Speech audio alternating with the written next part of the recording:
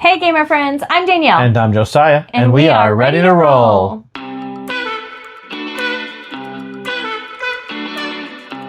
Every once in a while, we play a board game that blows our mind from the very first play.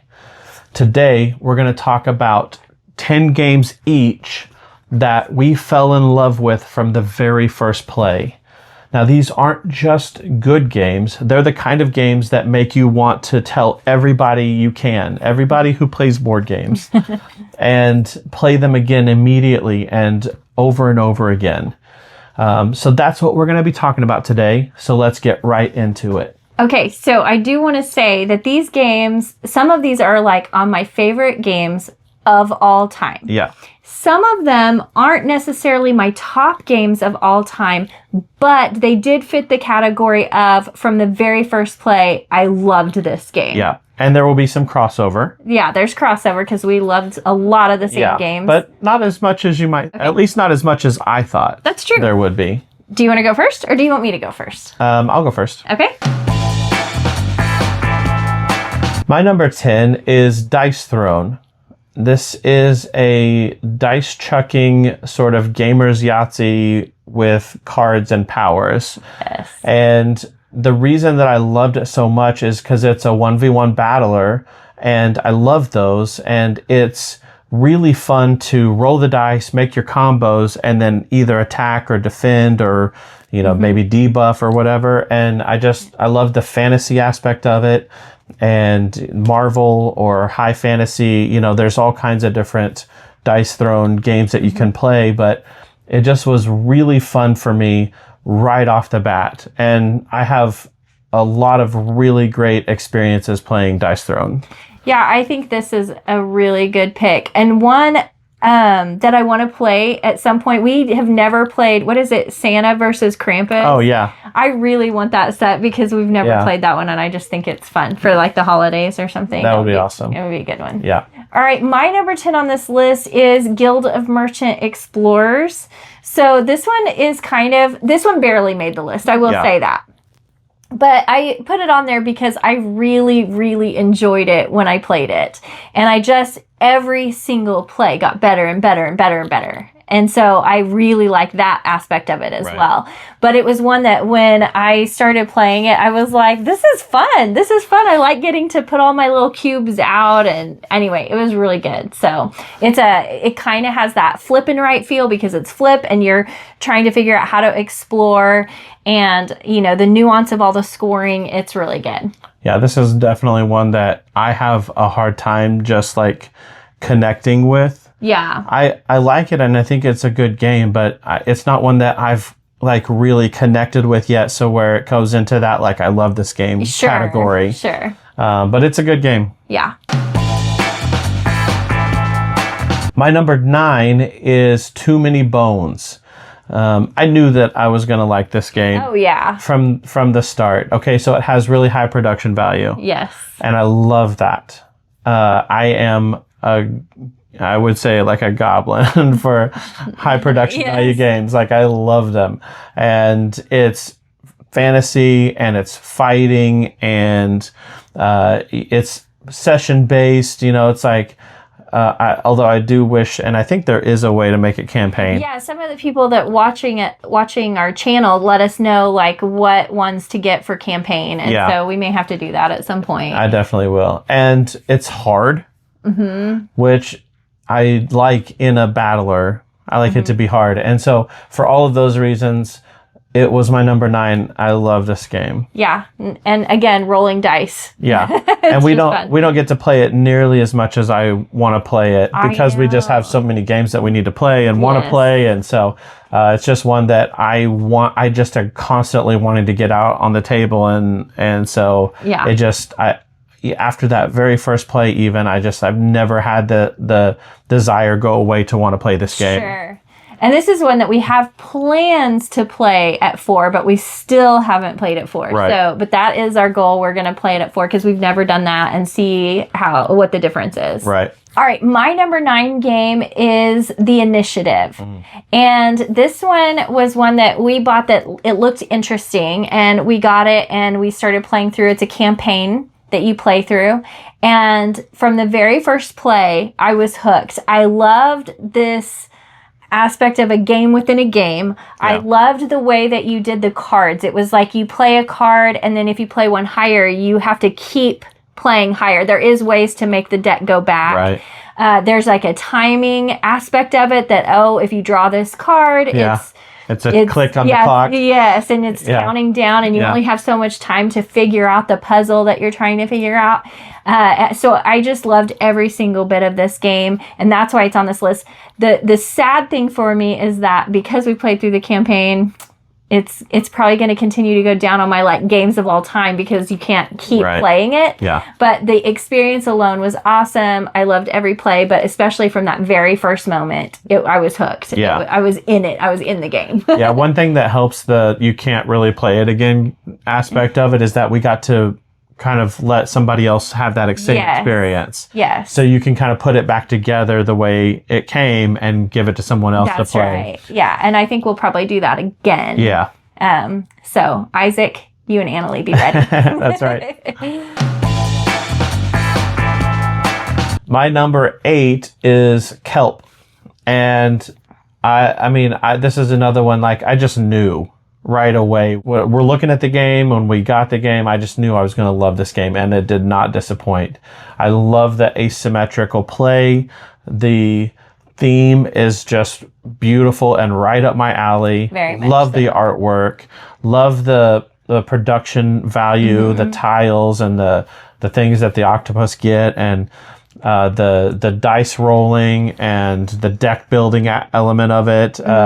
Just all of those things are just right in my wheelhouse. Yes. And I love the sort of hide and seek aspect of it. Yeah, it's like cat and mouse. Yeah. Sort of thing. And so it's just so good. I love this game. It's another one that I'm like, I want to play it again. But we haven't got it out on the table for a while. So it's been a while. Yeah. Yeah, we need to get that one back out. Yep. All right, my number 8 game is Robinson Crusoe.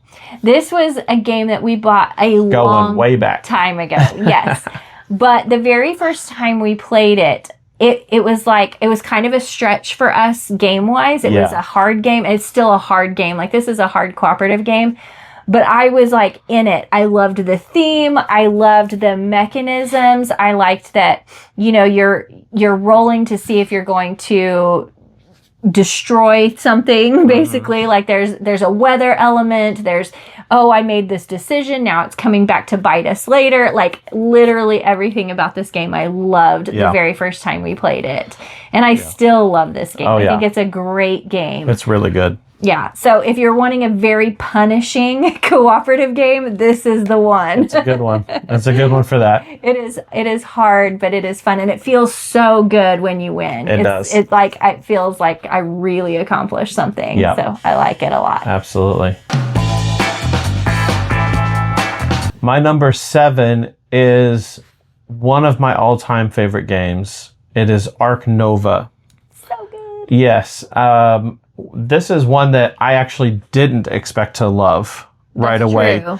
Because it's such a big, heavy, weighty game that I didn't think it's not my wheelhouse, and I didn't think I would really like it. And even the way that the game plays is like it's a little bit slow, but man, when I played it, I was like, this is so much fun. Yes. I got to build my zoo in the very first play I played, I built out like a massive aquarium in my zoo. Yes, because we played with the expansion the first time. Yeah. And it was just, I was blown away by how much I loved this game. And it's still to this day one of the heavier games that are on my like top of games list. Right. And man, it's so good. And this is one that I don't even care if I lose. I really don't. And that's very unusual for me. Yes, it is. Very, very unusual. But like, I really just care about like how cool of a zoo can I make? And if it happens to let me win, great. And I mean, I try to win. It's not like I don't try to win. Sure. But I'm more focused on my zoo. And Oh, it's so good. It's such a good game. This is one that we kind of always have in the rotation on BGA. Yes.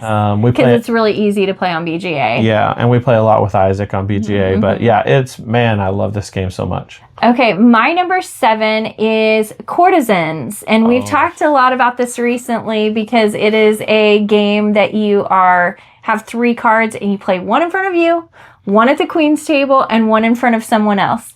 And that's it. So it's a really simple game to learn, but it's so good. It's just so fun. There are certain games that are just fun. Yeah. That's just it. They're just fun. Yeah. And this was one of those that... it's not complicated. It's not complicated. It's just fun. Yeah. And this was one of those games that we played the very first time. It was just you and I. We played this game and it was so much fun. Oh, yeah. And it was like immediately like, we have to play this again. Oh, yeah. We have to play this again. In fact, I didn't want to stop. Like, we played it like probably 3 or 4 times, and I wanted to keep going, but we had to stop. Yeah. But I was like, I want to play it some more. And we played it at 3-player, we've played it at 4, and we've played it at 5. So, and it is one that is just good at every single player count. Level. So it does make it a little bit different. It is different when you're playing with 2 than when you're playing with 5. Yeah. But it's good every single way to play this game. Yes. So this one may show up on my list. I'm sure. Yeah. And I will save my comment about it for then. Okay. We'll move on. My number 6 game is Air, Land, and Sea. Another card game that's really simple, but has a lot of take that. And I love that so much. I love the shenanigans that happen. Yes. When it's just like, oh, I did this to you. Oh, you did that to me. Okay, well, how about that? I did that to you. It's just, I love this game so much. I also love the puzzle of having 6 cards and that's all you get. Yeah. And you have to figure out a winning strategy to win 2 of the 3 theaters of war with those 6 cards. And that's it. And it's so good. This makes my brain tingle when I play this game. Yes. It lights me up. I love it so much. Yeah, that's good. All right, my number 6 is Wormspan. The first time that we played Wormspan, I loved it. Yeah. And I was like, when can we play this game again? That's literally what I was saying. Yeah. When can I play this again? Because I had so much fun with it. I will say we've played it mostly at 2. But we have played it at 3. 3 and 4, I think. Have we played it at 4? I think we've played it at 4. Yeah. And so we've never played it at 5. No, 5. Yeah. But man, it's so good. And I would probably say I love it at the 2-player. Yeah. I think it's just as good at 2. Some people, they don't love things at 2-player, and I really enjoyed this one at 2-player. But anyway, it is just really good. I love the track that they added for I can't remember, the guild track that you're going around and you're getting resources and you get little things and you're kind of racing to get your cube on that player mat first to get the reward first. Yep. So there's like that little bit of like racing element, but then there's these really cool dragon cards and I'm just trying to like find the coolest dragons that I can make work in my area. It's good. I love it. Yeah, I would say that this game plays best for me at 2 or 3. Yeah, 2 or 3. 4, it was a little bit slow. I agree with that. It gets longer the more players you have. Yeah. But for me, it sings at 2. I really love it at 2 as well. All right, my number 5 is, I'm sorry, Isaac, Sea Salt and Paper. It's not as high as you would probably want it, but it is top 5 games that I fell in love with right away. Yeah, from the first play. From the very first play. And there's just, there's so much that we've said about this game before. So all of these we've talked about. Oh, yeah. So Yeah. But the element of racing to either say last chance or to stop, and I just love that so much. And the combos that you get to make and try to make and oh man, it's so good, so good. I will play this game anytime, anywhere with anyone. Yeah. It's just one of those games that I immediately fell in love with. My number 5 is sea salt and paper. I didn't realize a true crossover. I didn't realize that. I didn't either. I knew we both had it on our list, but I didn't know where. So yeah, for the same reasons, we had such a good time. The very, very first play, we were like, "Oh, this is so fun!" Yeah, I love the different combinations you could make. And then even still, like just when you and I get it out and we play it together, I still have a really good time playing it. And it's one of those that we've played. I don't even know how many times. Gosh. So many times. And we've introduced it to so many people, and I just love it. I love it. And this is one of those games that we've never had someone have a bad experience or even have an okay experience. That's true. Everyone we've played this with has liked it a lot or loved it. It could be like there is an element of like, I love this, you have to play, come play. And they enjoy it, just because we're excited about it. So there could be that. That could be. But yeah, it's good. It's real good. Yeah. Okay, my number 4 is Courtesans. There it is. Yeah. I can't even believe it's number 4. Yeah. Yeah. It's number 4. Surprising. It is a little surprising, actually, that it's not higher. Because this is maybe my very favorite card game. Uh-oh. Yeah. Uh-oh. It's inching its way. It has inched its way. The more we play it, the more it's inching its way up there. Yeah, it is. Yeah, I think I can safely say it's my favorite card game. Ooh. There may be no other card game that I've ever played that had so much take that right in it that as Courtesans does. Yeah. And if you don't like that, you probably won't like it at all. But I love it. Yeah. I love the chaos and the shenanigans, and this game is full of it, especially when you play it at a higher player count, because there's just like so many people going after each other, and that it just was. We played it at 5 players very recently, and it was one of my favorite times of playing that game. I love it at every player count, but man, this is one that's better with more people, I think. Okay, you think so? I think it's great no matter what, yeah. Yeah, I cannot say enough good things about this game. All right, my number 4 is Harry Potter Battle for Hogwarts. Wow. Okay, so it's up here because the very first time we ever played this game, it was like mind-blowing because this was our game. This was our gateway game. This was the game that got us into the hobby. It was something I'd never played cooperative games before. We'd never played a deck builder before. Yeah. We'd never had a game that had asymmetrical powers before. It introduced us to so many things, and it did it in such a good way for us because we were so new to the hobby. You play through the 7 years of school. Right. And so it starts off really easy, but that was really good for us because we didn't know what we were doing. And so it was like that very first play of, oh, this is really fun. Look what you can do, all these things. And what I get to open a new box the next year and there's new cards that I'm adding to the deck. And, at some point you get new player powers. Right. And like it just keeps going for every year of school. Yeah. And it's so fun. Now, this is one that we have gone back and played. And I will say now that we are more gamers, it is a little easier. We actually kind of house ruled some stuff to make it harder for us. But so it was a little too easy. But I will say that experience, that love, the very first play, that was definitely here, and it has all the nostalgia for us, and I just love it. Especially because we played it at sort of our height of Harry Potter-ness. Yeah, we just read the books with the girls, we were kind of they were in that teen age, and so it was like an IP that we really liked. And we were sort of right in the middle of, as far as our lives go. And so it was just like the perfect storm for us. It was. And also, like you said, it introduced us to so many game mechanics that we'd never seen before.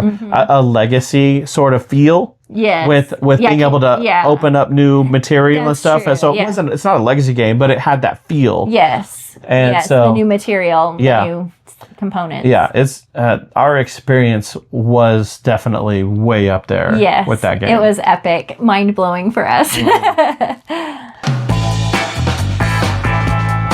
All right, my number 3 is a game that changed my life in board gaming. Okay. That's pretty big. It's real big. Okay. It's Gloomhaven. Yes. Okay.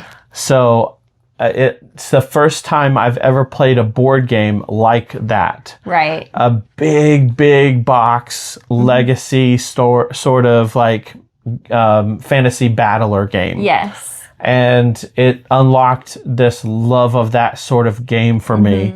And so my experience with this game was so good. Yeah, the very first play was just awesome. From the start I was hooked.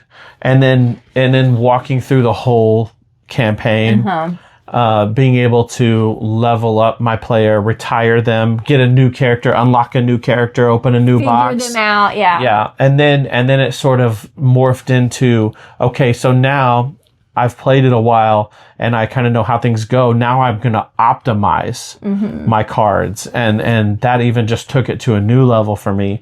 Oh man, there are very few experiences in board gaming that I've had that top this. Yeah, I could see that. It's way up there. I really enjoyed this as well on our first play, especially you know, I mean, actually I enjoyed it the whole campaign. I enjoyed this campaign. Yeah. It is not as high on my list because it is a dungeon crawl. Right. And so there were certain scenarios where I was bored and certain scenarios that I was like, this is awesome. So it just kind of depended for me. So I'm mixed on the like actual overall experience. Actually, overall it was great.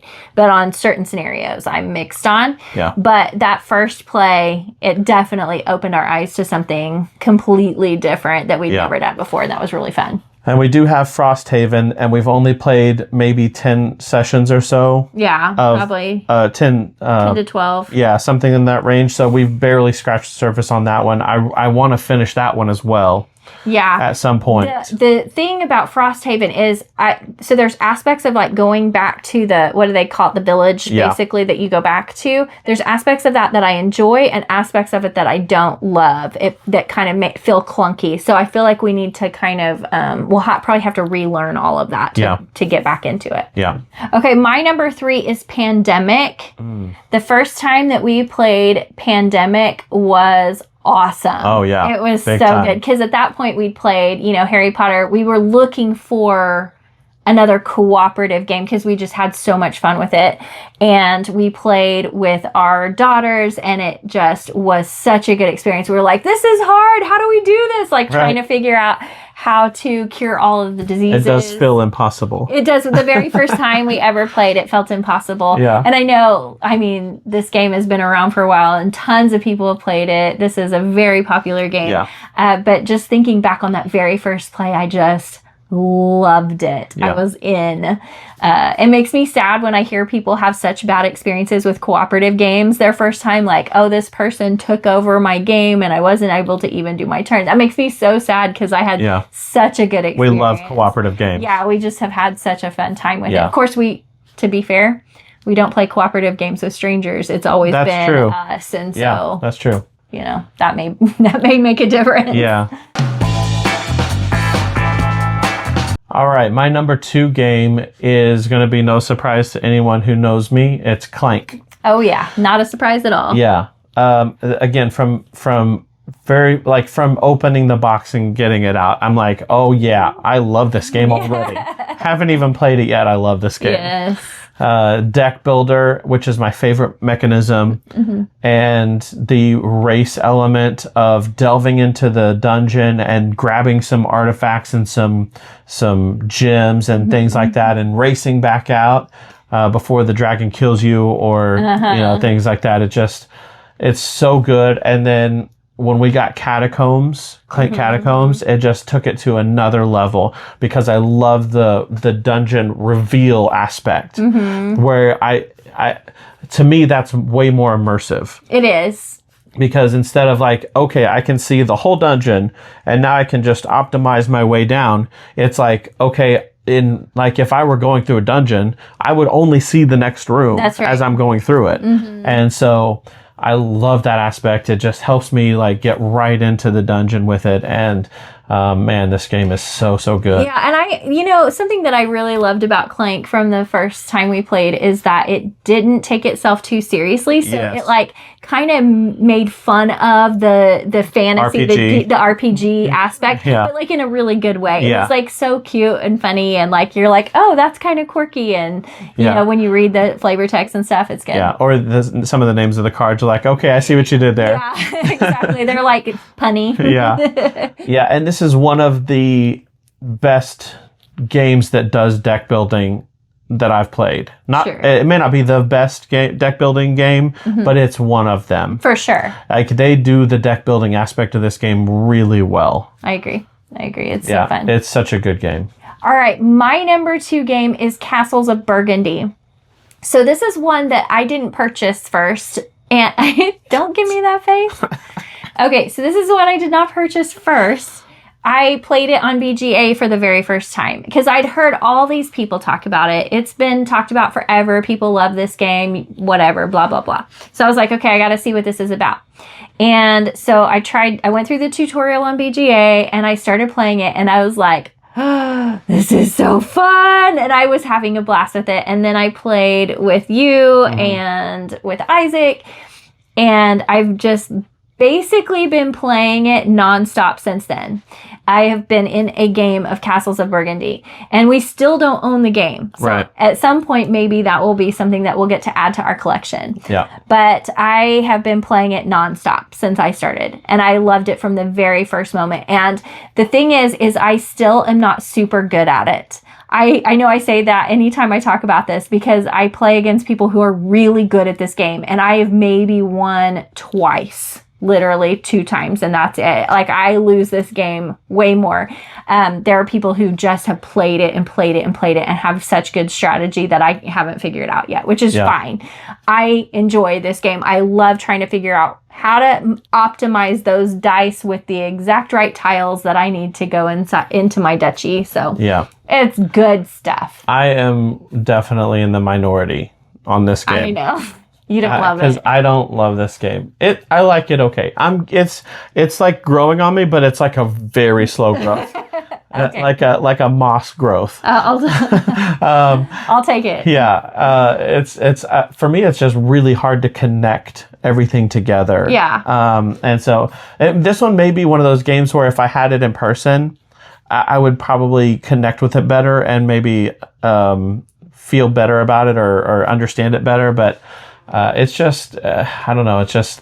It looks so drab. I know, it does. I'm like, could you at least try to make it look better? It's one that I probably haven't spent enough time trying to learn how to play the game well. I understand that. And so, to be fair, it's really hard for you because you play mostly like at work, you'll take a turn or whatever. And it's really hard to learn some of those big games, the nuanced games, like turn-based, because it's like you have to, okay, what was I trying to do? What was I going for? I always feel like that's hard sometimes to you have to sit there and kind of remember, oh, yeah, this is what I was trying to do. I don't know. I'm just trying to, help you. Like it is hard to learn that way sometimes instead of just like, hey, I'm dedicating this time to learn this game. Yeah, for sure. So, and knowing you probably didn't watch the tutorial. I went through some of it. Okay, there we go. Yeah, that's what I was thinking. You probably didn't. Yeah.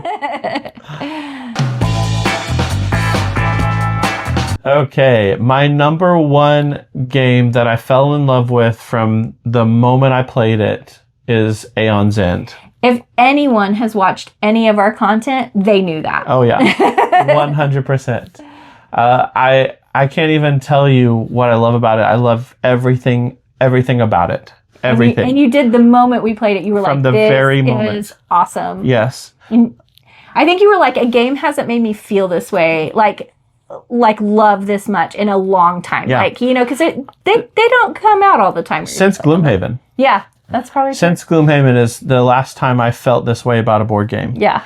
I mean, the way that the way that it operates is just so good to me. Mm-hmm. Everything is just really well done. Yeah. And I love this game at 2-player. We played it at 2 and 4, and I like it at both pretty equally. I would say granted our experience at 4-player was the legacy version, and that experience is one of the best experiences I've ever had in board gaming. That's crazy.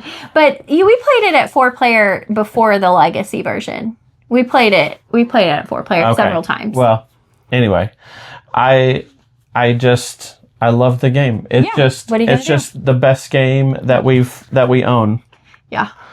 Again, I am really interested when we do our top games of all time. It's going to be so interesting what ends up being at the top. This is my prediction. We'll see. We have some more games to play. So we do, and we have some time. So things change. Yep. All right. Well, my number one would be no surprise to you probably, and it is a crossover, but it is Ark Nova. Yeah. It was another one of those games that kind of just changed my mind about board gaming. It was I thought we would like it, but when I played it, I just loved it. I loved building out my zoo. This is another one, just like Castles of Burgundy. I'm in a game of this all the time, rarely win. Like, I'm just not super good at these games, but I love them.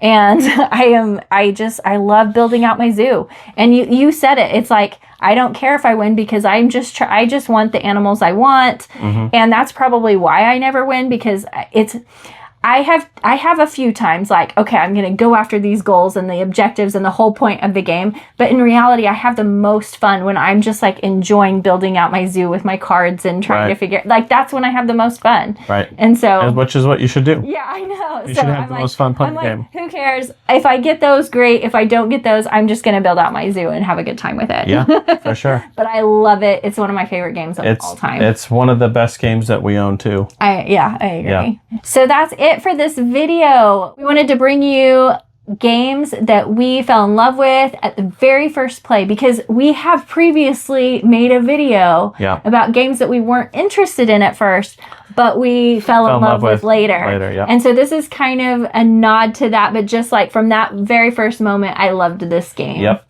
If you enjoyed this video, please like and subscribe. And tell us down below in the comments, what is your game that you fell in love with from the very first moment you played it? We definitely would love to hear about that.